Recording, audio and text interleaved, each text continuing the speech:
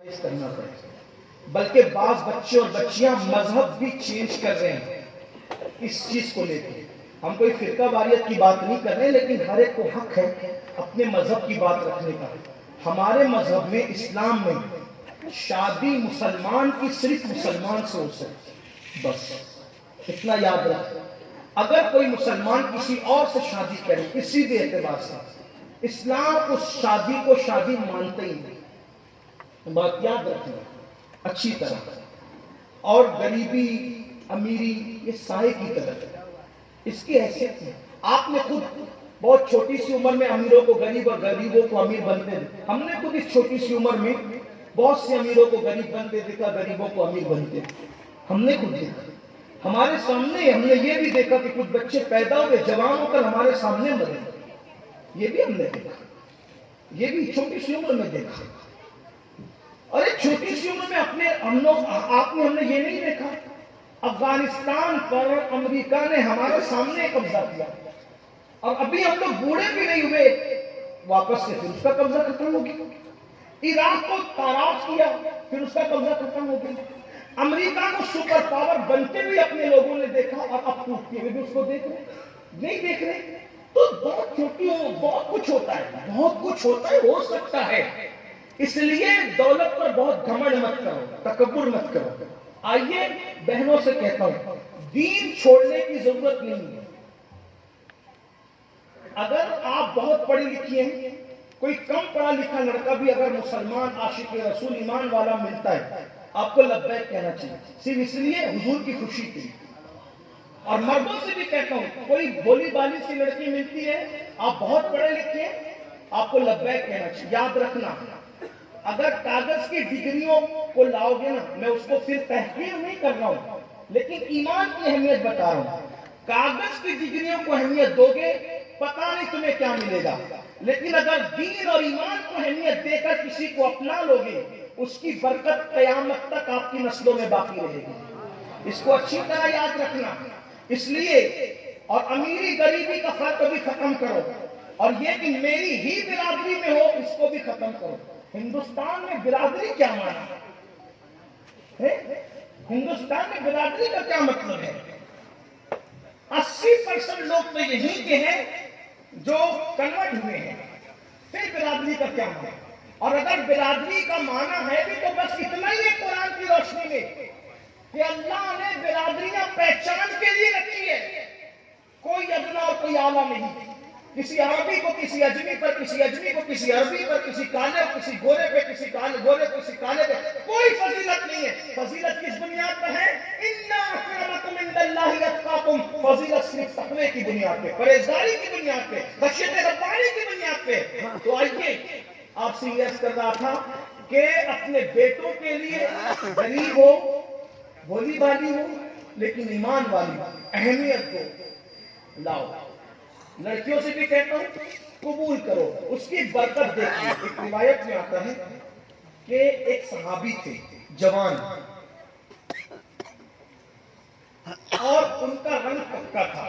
پکا سمجھتے ہیں کیونکہ ہم اہل سنت کے یہاں ہمارا پورا مسلک اور مذہب ادب ہے، تو ہم شادی کو کالا تو نہیں کہہ سکتے، لیکن کالا کہنے میں بے ادبی کا جب وہ شائبہ ہوتا ہے تو ان کو کالا نہیں کہیں گے، لیکن اتنا بتائیں گے کہ پکا کلر تھا، سمجھ گئے کیسا کلر تھا؟ بلکہ یوں کہہ دوں، غلاف کعبہ کی نورانیت لیے ہوئے ان کا رنگ تھا، حجر اسود کا نکھار لیے ان کا رنگ تھا، پکا کلر۔ موٹے موٹے ہونٹ تھے، بڑے بڑے دانت تھے، اور وہ حبشی تھے۔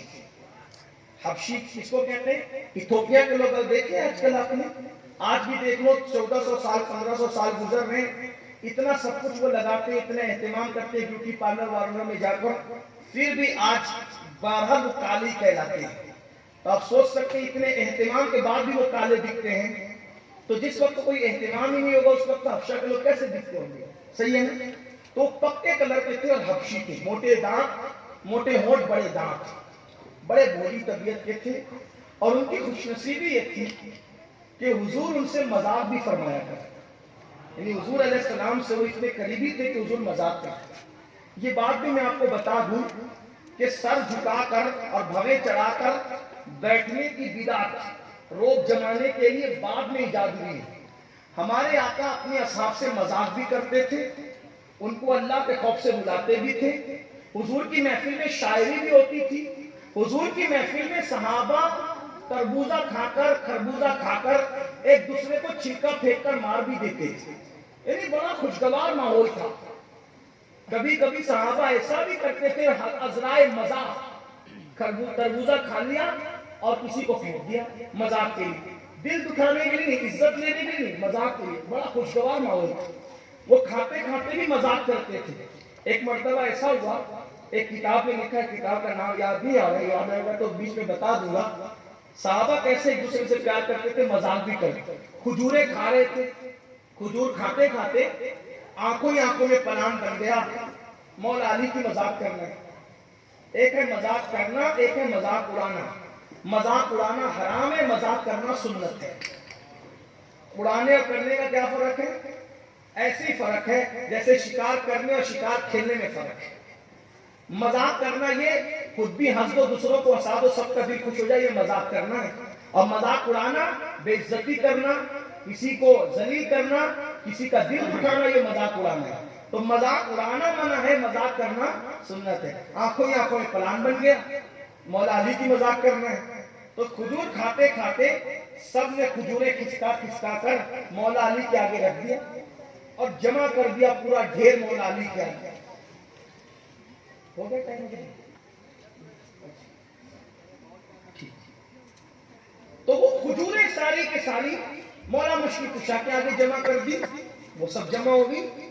اب جمع ہونے کے بعد جب کھجور کھا چکے تو صحابہ کرام نے یا رسول اللہ دیکھا علی کتنی کھجور کھا گئے، علی کتنی کھجور کھا گئے، دیکھیں اس کے آگے کتنی گٹلیاں ہیں۔ اور وہ مولا علی حاضر دماغ حاضر جواب باب مدینۃ العلم، آپ نے سب کے آگے دیکھا، کسی کے آگے گٹلی نہیں تھی۔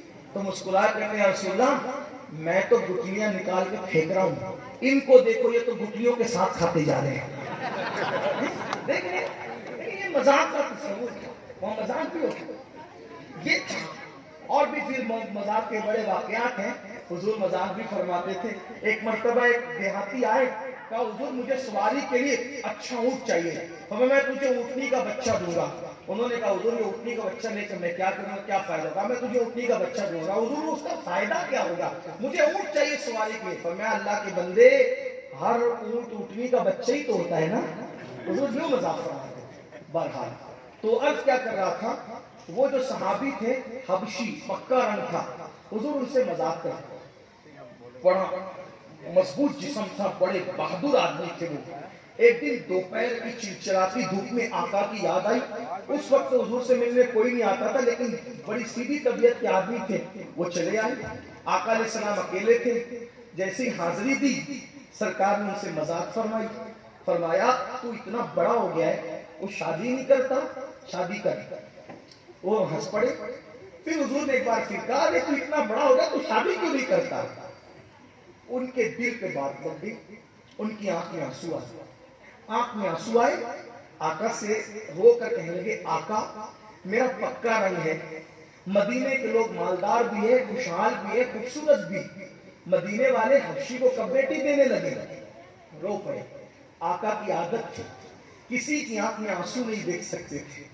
حضور بے چین ہو گئے، حضور بے چین ہو گئے، سر بالی انہیں رحمت کی ادا لائی ہے، حال بگڑا ہے تو بیمار کی بن آئی ہے، ان کی زلفیں نہیں رحمت کی گھٹا چائی ہے، ان کے ابرو نہیں دو قبلوں کی یکجائی ہے۔ میرے آقا نے رونا نہیں دیکھنا کسی کا، روتے انہیں دیکھا، دریائے کرم جوش میں آیا اور مالک کونین نے فرمایا تو کہتا ہے مدینے والے تجھے بیٹی نہیں دیں گے، خوشحال ہے اور خوبصورت ہے، جا وہ فلاں خاندان جو مدینے میں سب سے خوبصورت ہے ان کو جا اور جا کر کہنا کہ تیری بیٹی کا رشتہ میرے ساتھ کر دے، حضور کا حکم ہے، جا۔ مگر حضور کہا جا میں نے کہہ دیا، جا اور وہ کہنا کہ تیری بیٹی کا رشتہ کر دیں۔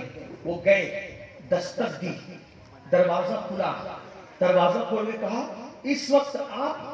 ہاں آقا نے بھیجا ہے، آقا نے بھیجا ہے، وہ آقا نے بھیجا، ان کے لیے تو عید، آقا نہیں تھے، آپ کو سلام کا آقا نے کہا، کیا کہا مزید؟ سلام کا کہا، سلام کا ہے، مزید کیا کہا؟ تو کہا کہ تم اپنی بیٹی کا رشتہ میرے ساتھ طے کر دو، آقا کا حکم ہے۔ اوپر سے نیچے تک، اوپر سے نیچے تک اس حبشی کو دیکھا، اس جوان کو، بیٹی کا مستقبل باپ کے دماغ میں گھومنے لگا، اس حبشی کے ساتھ نازک سی خوبصورت سی بیٹی اور کلی کا نکاح کر دوں، نکاح کر دوں۔ لیکن وہ لوگ ہماری طرح رسمی اور اسمی لوگ نہیں تھے، وہ سچے وفاداران رسول تھے۔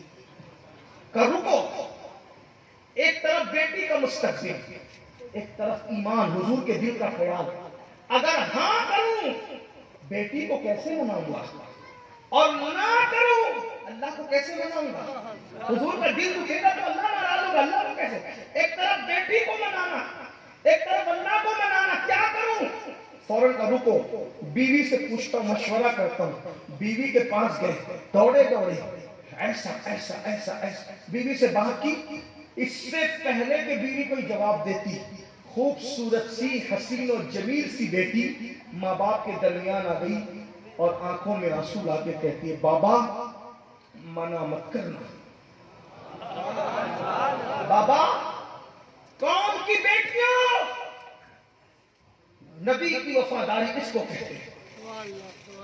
اپنے معیار اور اپنی تعلیم کا بہانہ لے کر دین کا گھر چھوڑ کے جانے والیوں، اگر کوئی جا رہی ہو تو سن لو، لکھنؤ کے اس کا انجام دیکھو، نبی کا گھر چھوڑ کے گیا، بھیک بھی نہیں مل رہی ہے، بھیک، چندہ بھی نہیں مل رہا ہے۔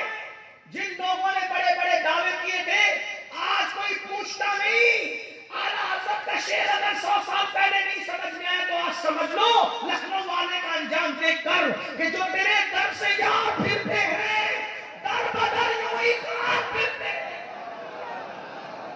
اس کا انجام دیکھ لو۔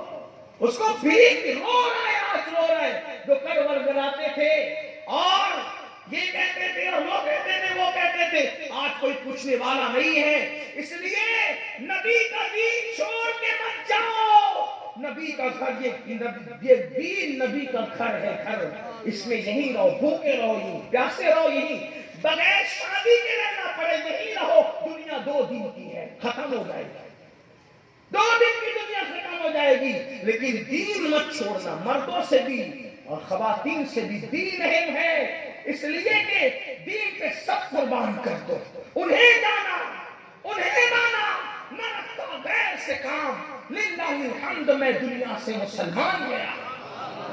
جگر مراد آبادی کہتے ہیں، اب اور نہیں کام جگر، ہم کو کسی سے کافی ہے بس ایک نسبت سلطان مدینہ، حضور کی نسبت کافی ہے۔ کسی کی چمک دمک دیکھ کر کے کسی پہ فریفتہ مت ہونا، ہمارا دین ہمارے لیے کافی ہے، ہمارا نبی ہمارے لیے کافی ہے۔ وہ خاتون، وہ خوبصورت سی لڑکی، نوجوان لڑکی، آنکھ میں آنسو ہے اور کہتی، بابا نام مت کہنا، اس لیے کہ آنے والے حبشی کو مت دیکھو، بھیجنے والے مصطفیٰ جان رحمت کو دیکھو۔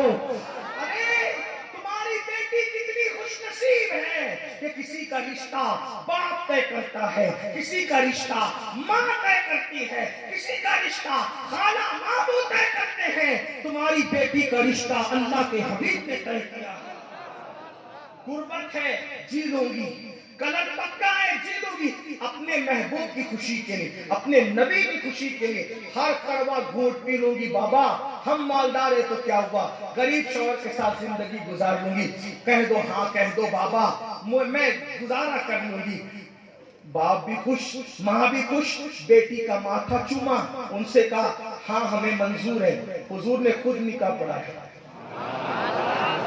نکاح پڑھا، کیا خوش نصیب جوڑا تھا، ہائے ہائے ہائے، اور خود نکاح پڑھایا اور پھر اس بیٹی کو دعا دی، تو نے میرا خیال کیا، اللہ تجھے دونوں جہان کی خوشیاں عطا کرے۔ پتہ ہے چند ہی ہفتے گزرے تھے، اس حبشی کو اللہ نے اتنی دولت دی کہ مدینے کی عورتیں آپس میں باتیں کرتی تھی، پورے مدینے میں سب سے زیادہ اگر کوئی پیسہ خرچہ کرتا ہے تو وہی لڑکی خرچہ کرتی ہے، اس سے زیادہ خرچے کا خاندان کوئی ہو ہی نہیں سکتا مدینہ منورہ میں۔ کیوں؟ کیونکہ اس نے نبی کی خاطر اللہ اکبر قربانی دی تھی، اللہ نے اس کو مالا مال کیا، سب سے زیادہ آرام اور عیش اللہ نے اس کو دیا۔ اے میری قوم کی بیٹیوں اور اے میری قوم کے جوانوں، تم بھی رسول اللہ کی خوشی کی خاطر کڑوے گھونٹ پی لو۔ کالی سولی لڑکی ملتی قبول، غریب ملتی قبول۔ لڑکیوں سے کہتا تمہیں بھی ایسا ملتا ہے، بس اس لیے کہ اگر ہم ایک دوسرے کو نہیں اپنائیں گے تو پھر کہاں جائیں گے؟ دوسروں کو سبھی خوبصورت کو ڈھونڈیں گے تو ہم لوگ جیسی شکل والے لوگ بھی تو دنیا میں رہتے ہیں۔